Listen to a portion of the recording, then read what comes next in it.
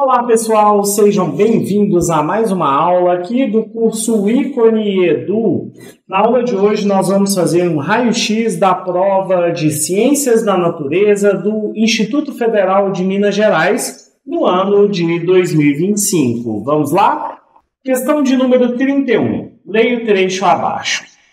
A mpox, ou varíola dos macacos, como é popularmente conhecida, é uma doença viral e a transmissão entre seres humanos ocorre principalmente por meio de contato com lesões de pele de pessoas infectadas.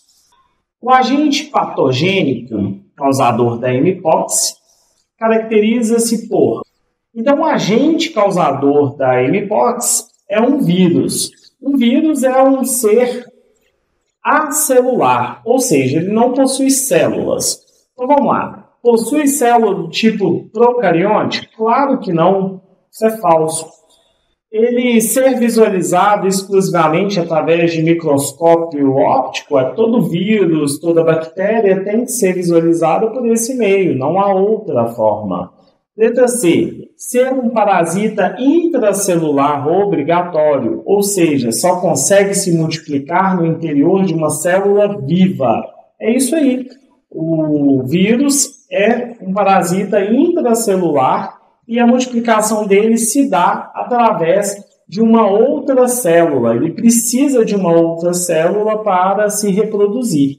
Então, a letra C é a alternativa correta. Bom, e a alternativa D está errada, porque o vírus não tem organelas para sintetizar proteínas. Então, ele não tem natureza proteica, ele não faz essa síntese de proteína. Ele precisa de um hospedeiro para receber essas proteínas. Então, a alternativa D está errada por este motivo.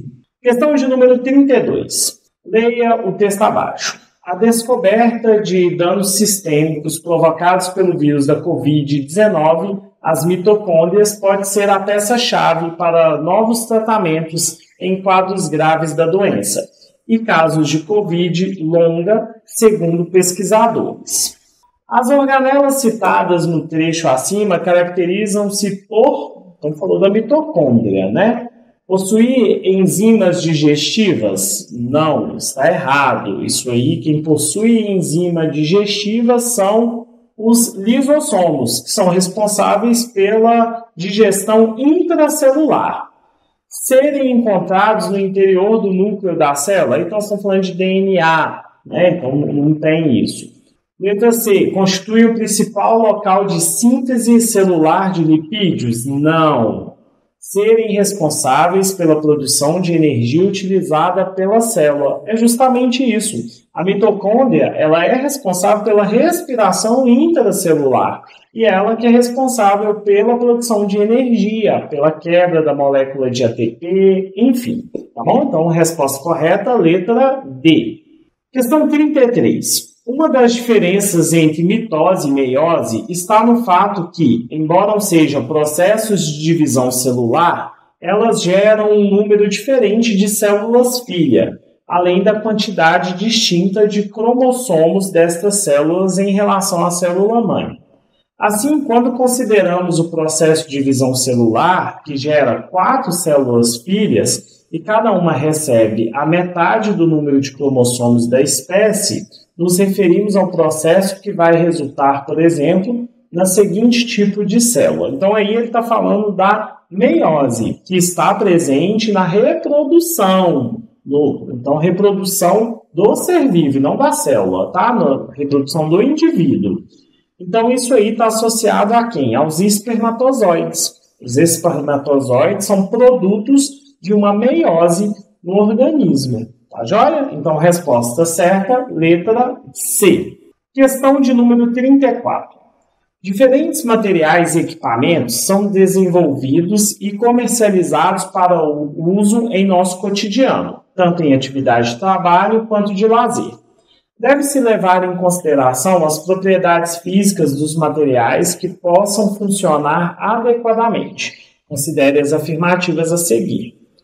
Um barco de brinquedo deve ter uma densidade média maior que a densidade da água, para que ele possa flutuar quando colocado em uma piscina de água. Pense bem, aí ele está falando de densidade. Um objeto que tem uma densidade maior que a densidade da água tende a afundar e não flutuar. Então essa primeira aí está errada, a alternativa está falsa. Alternativa 2. Os cabos de alguns utensílios de cozinha são revestidos com borracha, uma vez que a borracha é um bom condutor de calor. Bom condutor de calor? Isso é falso, né, gente? Borracha é um mau condutor de calor, né? Então ela é um isolante térmico. Então é falso essa aqui. É bastante comum que fios elétricos sejam envolvidos com fita isolante, em especial situações de emendas. A fita isolante evita que a corrente passe de um fio para outras regiões, uma vez que é feita de material que é um mau condutor de eletricidade. Essa aqui é verdadeira. Corredores de provas de longa distância e trabalhadores da construção civil possuem necessidade diferente quanto aos calçados adequados para realizarem suas atividades.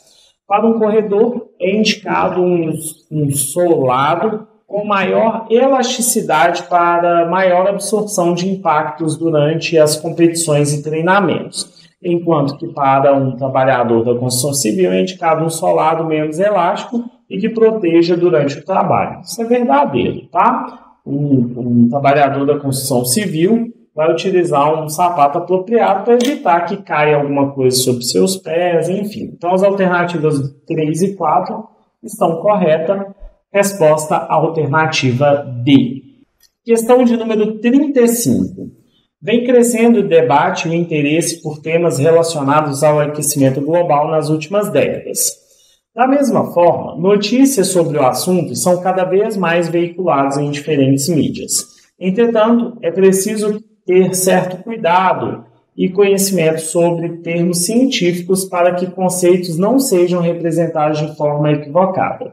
O editor de um site de notícia recebeu de um estagiário 4 títulos de reportagem para avaliação e possível publicação.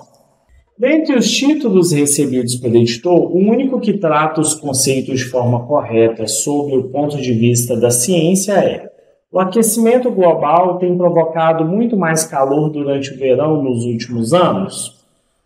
Bom, ele tem provocado calor em todo o período, né? Mas vamos ver as outras alternativas. O aquecimento global é o responsável pelo aumento do número de dias de calor durante o inverno nas grandes cidades? Essa aí está correta. Vamos ver assim. O aquecimento global eleva as temperaturas médias no planeta e as trocas de temperatura entre corpos com diferentes sensações térmicas. Bom, não tem muito sentido, né, quando se associa uma coisa com a outra. Muda a questão da troca de calor, né? Vai ter troca porque a temperatura está maior, mas, né, essa questão aí não faz muito sentido. E a letra D, o aquecimento global é o responsável pela diminuição do número de dias com temperaturas médias abaixo do esperado nas últimas 2 décadas. Então essa é a alternativa mais correta. Essa alternativa, ela fala da questão que a gente está tendo menos dias frios, né? Então, ou seja, as temperaturas médias abaixo do esperado têm ficado cada vez mais raras, tá? Então, o que está acontecendo é que a gente está tendo mais dias em torno da média ou acima da média e menos dias abaixo da média. E é o que invalida também as outras alternativas aqui. Tá? São dias com mais calor? São dias com mais calor. Realmente tem dias com mais calor no inverno, mas é por causa das médias, né? Então tem diminuído dias com médias mais baixas. Questão de número 36. No estudo da eletricidade, é comum nos depararmos com circuitos elétricos compostos por baterias, resistores e capacitores e motores elétricos, por exemplo. Trazendo estes conceitos para o nosso cotidiano, as instalações elétricas de nossas casas podem ser compreendidas como um grande circuito elétrico. Considere os aparelhos a seguir encontrados em muitas residências: forno elétrico, forno a gás, chuveiro elétrico, lâmpada de LED, liquidificador elétrico. A seguir, identifique a alternativa que contenha somente aparelhos que desempenham suas principais funções baseadas em resistências elétricas e que podem ser associadas a resistores elétricos nos circuitos residenciais. Alternativa A, 1 e 2. A assertiva 2 fala de forno a gás, não é produto elétrico, então não tem sentido nenhum ser ela. A B fala do 2 e 5. O 2 é forno a gás e liquidificador elétrico. Forno a gás a gente já cortou, né? A letra C fala das assertivas 1 e 3. 1 é forno elétrico, 3 é chuveiro elétrico. Essa aí é a resposta. E letra D, 4 e 5.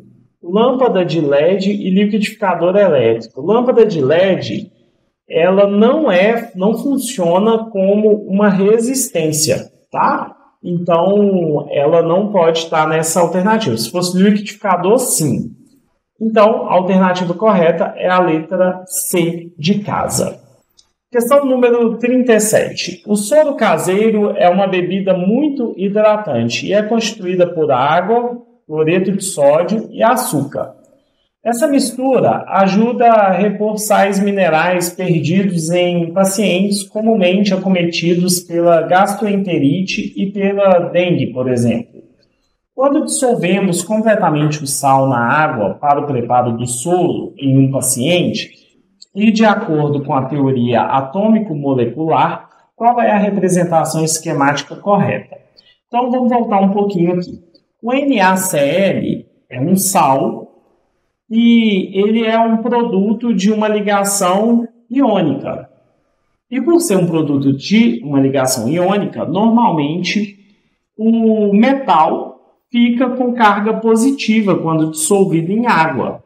Então, nós temos NaCl, vai ser Na mais Cl menos. Quando são dissolvidos em água, nós temos aqui a água que é o H2O. O H, ele normalmente é positivo.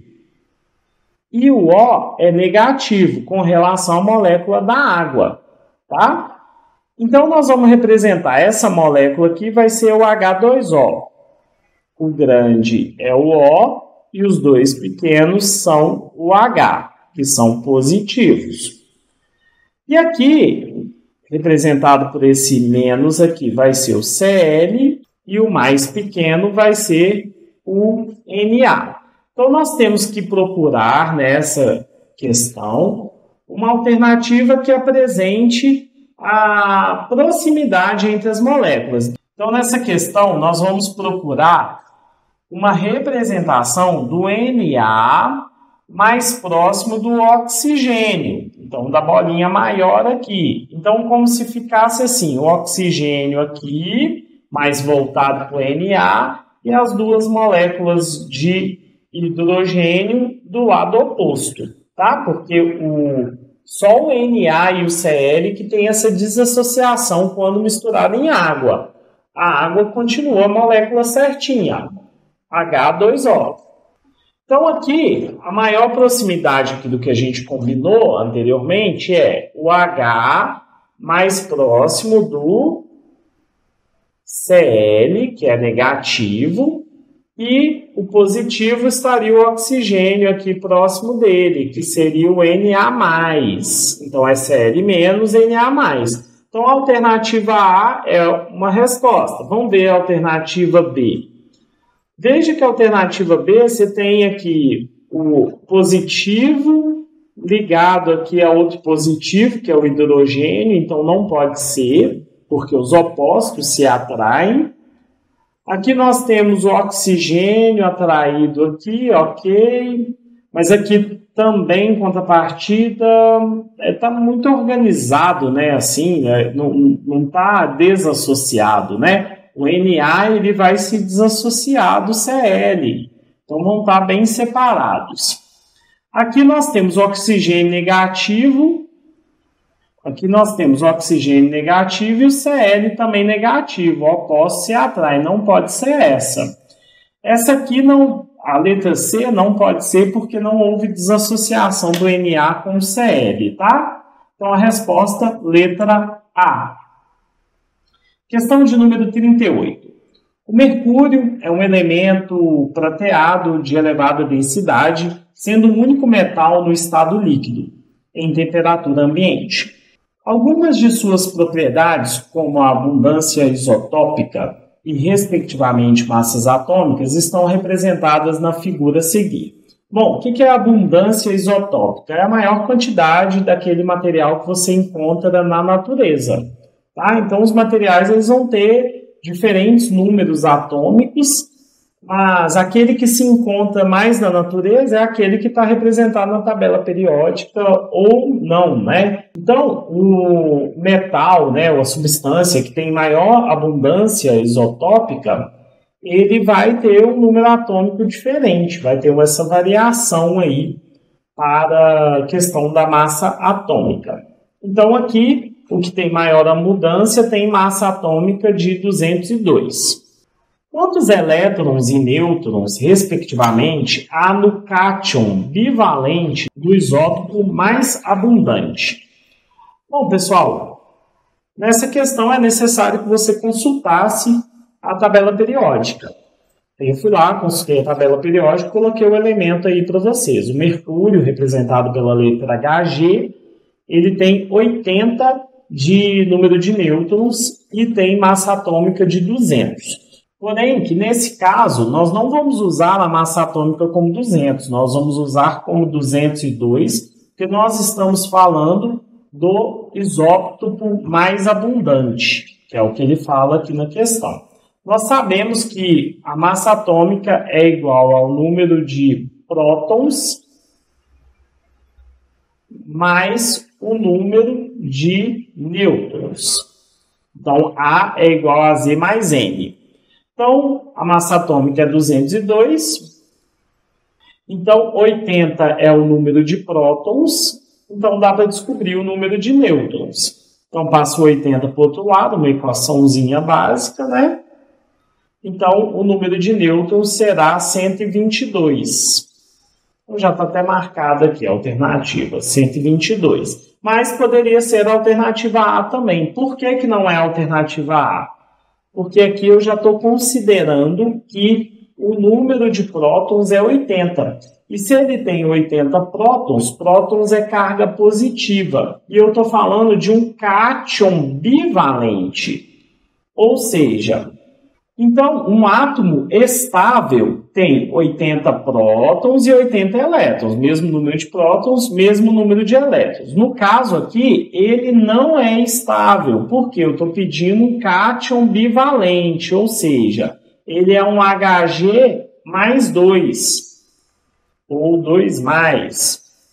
Tá? Ou seja, ele tem duas cargas a mais de prótons do que de elétrons. Então, se ele teria 80 elétrons no estado mais estável, no estágio que ele tem duas cargas positivas a mais, e aí lembrando que próton não anda, então a gente não muda, não consegue abrir o átomo e mudar o número de prótons lá, isso gasta uma energia muito grande, e o que muda é a quantidade de elétrons. Então, significa que para ter Hg mais 2, eu tenho que ter 2 elétrons a mais do que no estado mais comum, no estado que ele tem 80 prótons. Então, ele precisa ter 78 elétrons, que assim ele vai ter 2 prótons a mais. Então, ele está carregado positivamente. Então, a resposta é a letra C por esse motivo. Lembrem aí que cátion está se referindo que o átomo perdeu elétrons e ficou com as cargas positivas em maior número. E o ânion, ele ganha elétrons e as cargas negativas ficam em maior número. Então, os elétrons ficam maiores do que os prótons. e no cátion os prótons ficam maiores que os elétrons, mas você só pode mexer com a quantidade de elétrons, ok? Questão de número 39.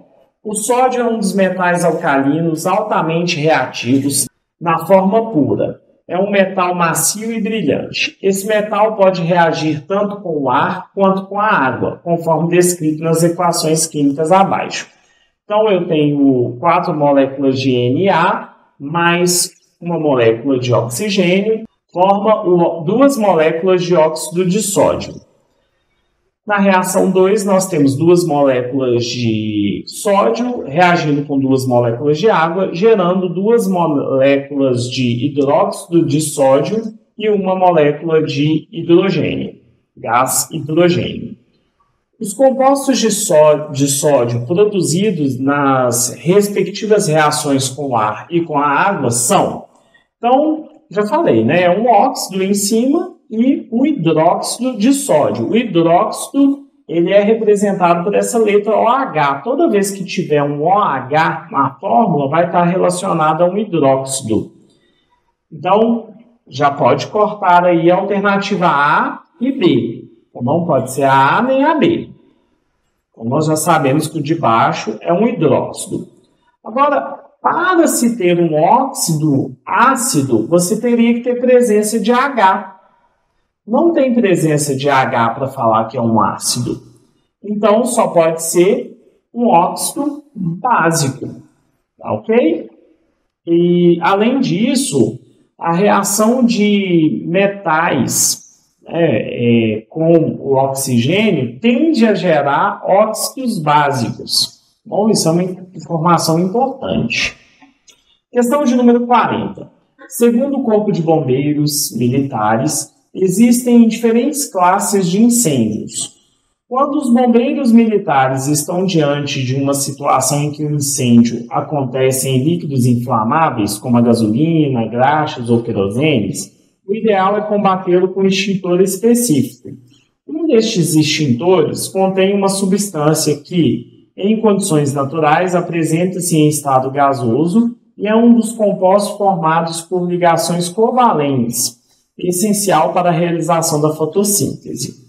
A fórmula do composto em questão, presente no extintor utilizado pelos bombeiros militares, é o gás carbônico, né, gente?